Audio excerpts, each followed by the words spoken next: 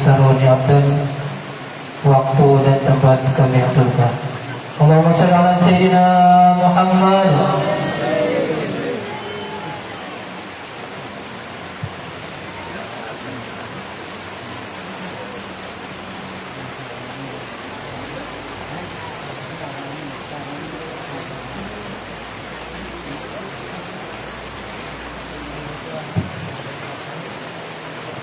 Bismillahirrahmanirrahim. Assalamualaikum warahmatullahi wabarakatuh. Ibu-ibunya kada tapi ada suaranya kayaknya. Asik bawa makan kayaknya lah. Tidak apa-apa yang asik bawa makan, asal jangan asik menggosip aja. Dalam sebuah riwayat disebutkan, ketika seorang muslim bertemu dengan muslim yang lainnya, makanya dikatakan oleh Nabi sallallahu alaihi wasallam, "Afsus salam bainakum tahabbu." Sebar luaskanlah salam, niscaya kalian akan saling mencintai. Assalamualaikum warahmatullahi wabarakatuh.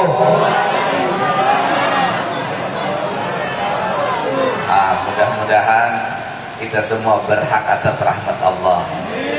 Dari rahmat tersebut kita mendapatkan keberkahan, bertambahnya kebaikan. Mudah-mudahan dengan bertambah kebaikan, bertambah luas pula rezeki kita. Mudah-mudahan bertambah kebaikan, bertambah banyak pula gaji kita. Mudah-mudahan dengan bertambah kebaikan, bertambah pula rizki jodoh yang belum berisi jodoh. Dan mudah-mudahan dengan bertambah kebaikan yang belum punya anak, Allah tambah rizki anak. Dan mudah-mudahan dengan bertambah kebaikan yang sudah punya anak satu, Allah tambah anaknya. Dan mudah-mudahan dengan bertambah kebaikan yang berisi bini satu, mudah-mudahan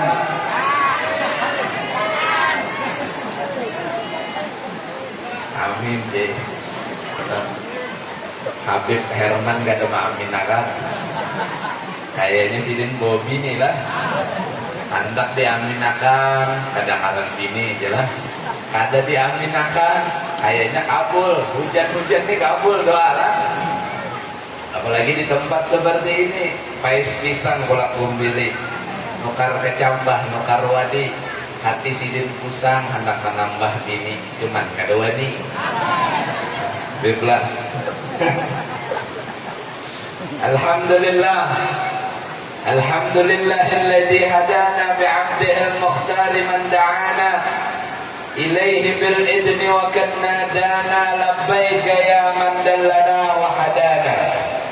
Alhamdulillah fi hadha majma'il karim wa fi jalsatil 'azimah nawwara Allahu qulubana wa iyyakum bi nuri mahabbatillah wa rasulih bi khidmatillah wa rasulih wal 'amal bi syari'atillah wa sunnati rasulillah sallallahu alaihi wasallam.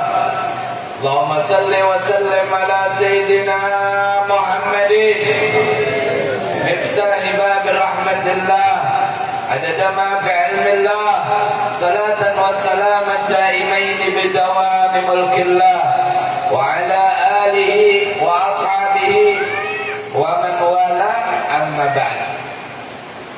Salam penghormatan kami sampaikan kepada segenap para keturunan, para dzurriyyat, anak cucu baginda Rasul sallallahu alaihi wasallam, yang mana kita yakini karena sebab mereka yang bersambung darahnya dengan Nabi, kita yakini tempat ini pun akan diliputi rahmat karena kebersamaan dengan mereka.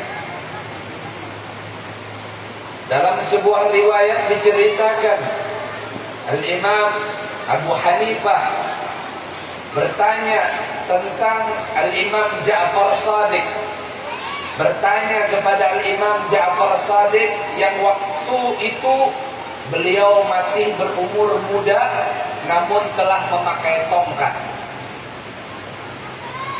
Kata Imam Ja'far Shadiq, tongkat ini adalah tongkat dari ayahku, yang mana ini berasal dari kakekku, berasal dari datukku, berasal daripada Al-Husain, berasal daripada baginda Rasul sallallahu alaihi wasallam.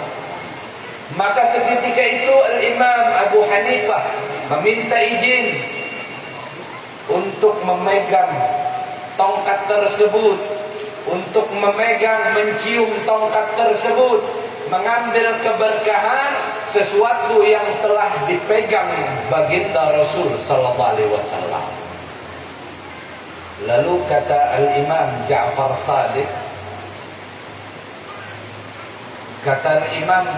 Shadiq, bin Imam Muhammad Al-Bagir, kata beliau, ini tongkat hanya sebatang kayu, hanya sebilah kayu, yang mana kayu ini mendapatkan keberuntungan dipegang oleh Nabi sallallahu alaihi wasallam. Lalu ada yang lebih berkaitan dengan Nabi, yaitu di dalam darahku mengalir darahnya Nabi Muhammad sallallahu alaihi wasallam, kata beliau.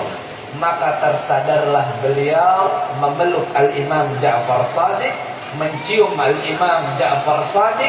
Beliau meminta izin untuk menciumnya, memeluknya, karena secara hakikat ia memeluk, mencium Nabi sallallahu alaihi wasallam. Maka yakinilah hadirin, perkumpulan yang dihadiri oleh para dzurriyyatur Rasul adalah perkumpulan yang penuh keberkahan, karena secara hakikat darah mereka, darah daging mereka secara nasab adalah sesuatu yang bersambung dengan Nabi sallallahu alaihi wasallam.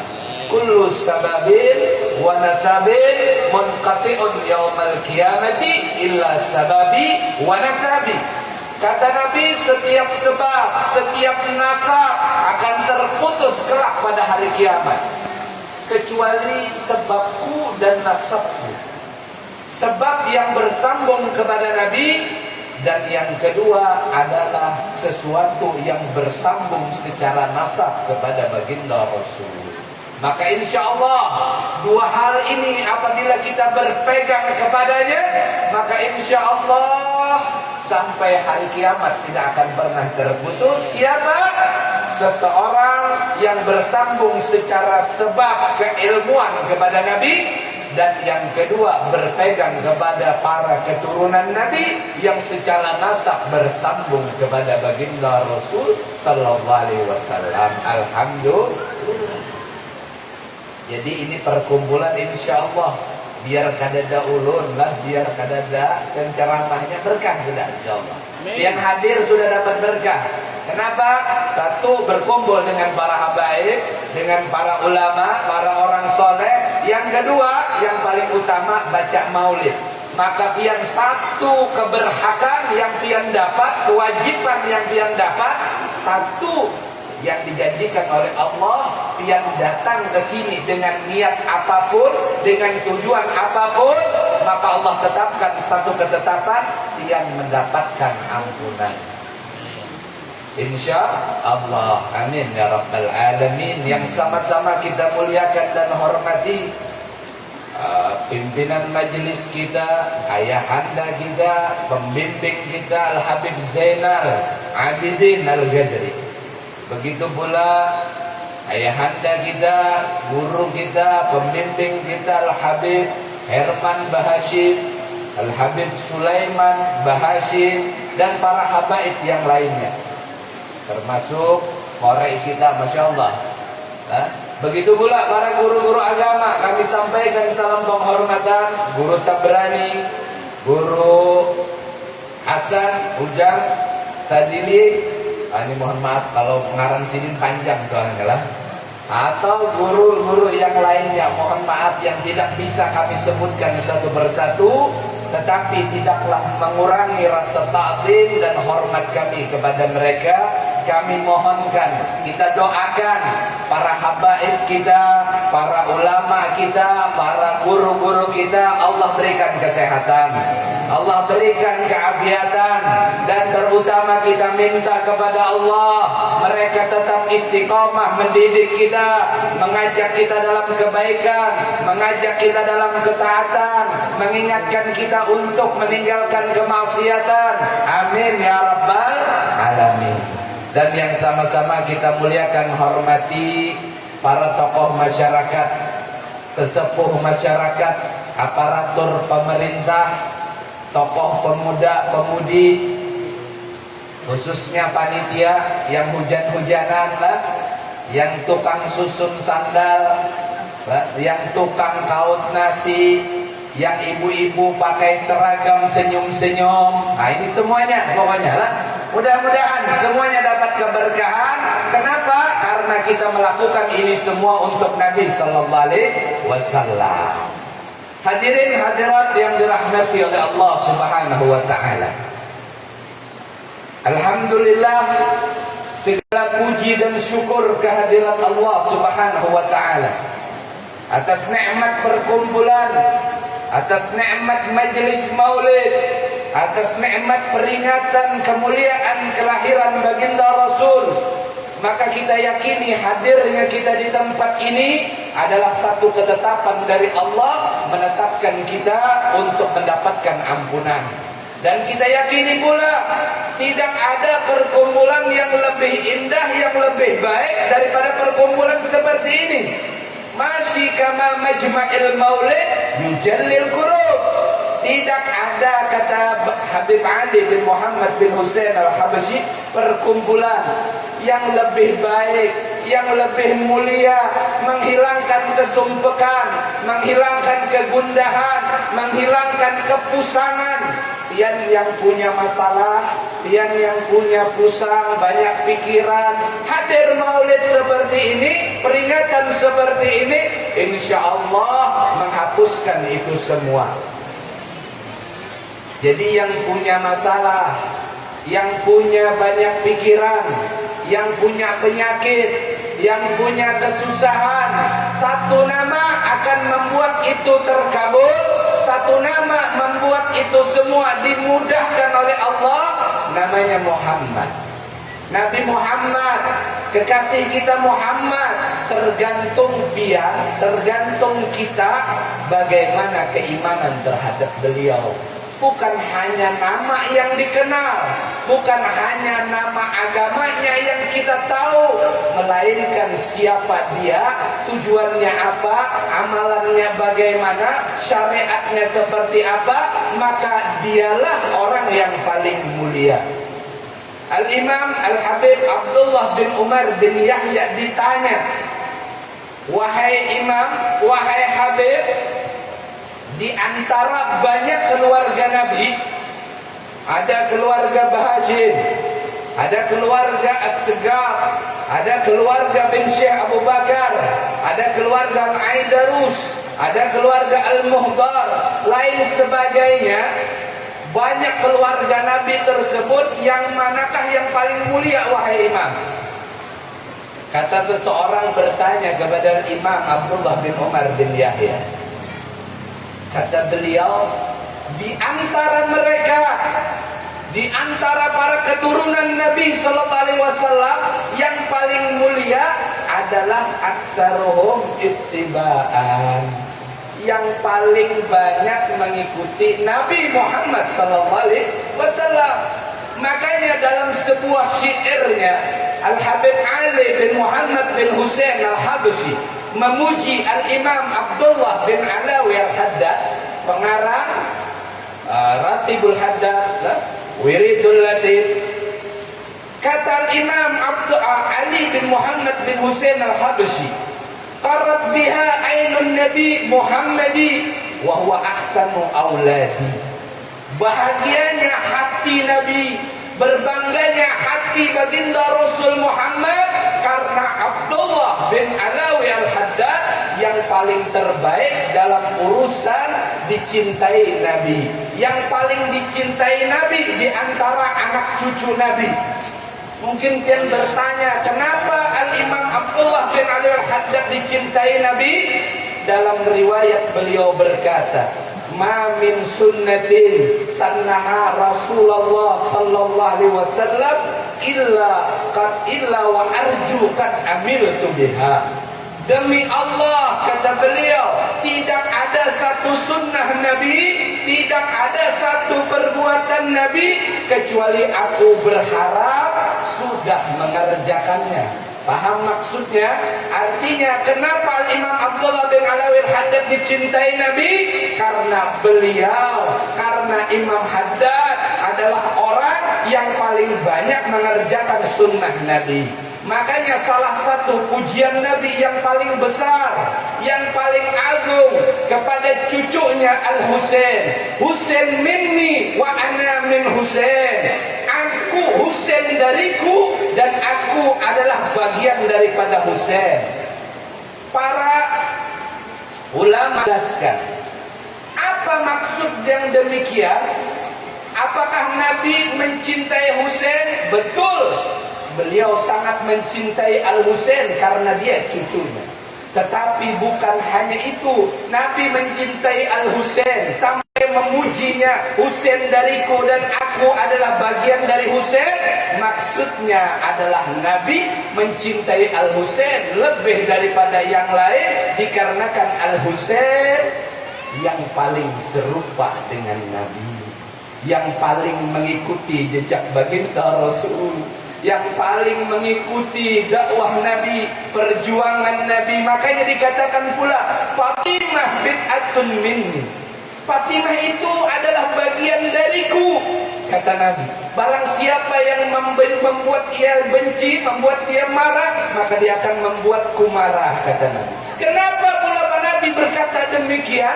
Apakah Fatimah anak beliau, putri tercinta beliau? Betul, Sayyidah Fatimah adalah putri tercinta Nabi.